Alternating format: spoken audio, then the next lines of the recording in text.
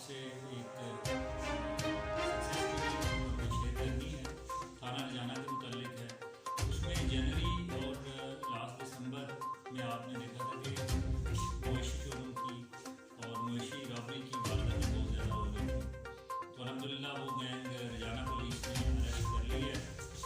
وہ گینگ حسب معمول جس طرح ہم دیکھتے ہیں کہ بڑے آرگنائز جو کرائم ہے وہ یہاں باہر سے آرگنائز ہوا کے کرتے ہیں، تو یہ گینگ بھی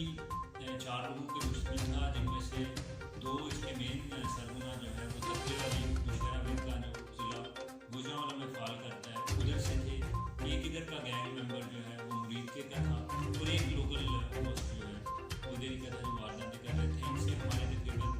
9 کیسز جو ہے رجانہ کے، جس میں مویشی چوروں کا چھیننا فہرست ہے،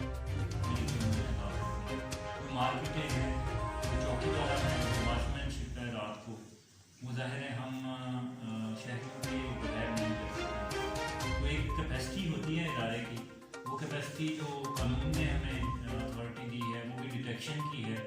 جو پہرہ داری ہے جیوں سے پہلے اس میں کمیونٹی ہمارے ساتھ برابر کی ہے، وہ ہم انکریج کرتے ہیں ولیج ایریاز میں نمبرداروں کو۔ آپ کو پتہ ہے ہم نے کافی کانفرنسز بھی کی نمبرداروں کے ساتھ، ایک اپلیکیشن بھی باقاعدہ طور پر بنائی ہر ایک کو جوڑنے کی۔ ریکوری ہے، اسلحہ بھی ان سے ریکور ہوا ہے، گن پوائنٹ پہ واردات کرتے تھے، اور پیسے بھی جو ساتھ لے کے گئے ہیں وہ بھی ریکور ہوئے ہیں، وہ ہم جو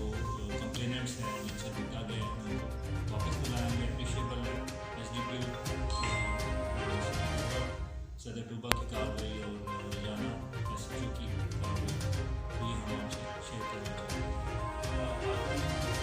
ان کو بھی پتہ چل گیا تھا تو انہوں نے پروپیگیٹ نہیں اس چیز کو کیا۔ ہوا یہ ہے کہ ایک جو نیگیٹو چیز ہے ان کے اسکول کی چھت پہ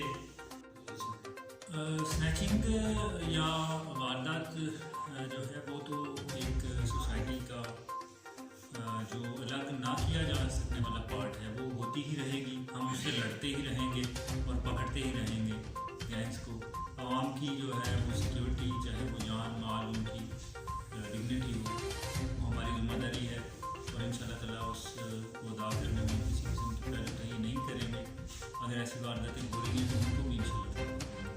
ریکارڈڈ ہیں، ان کے ریکارڈ ہیں، وہ ریٹ بدلتے ہیں۔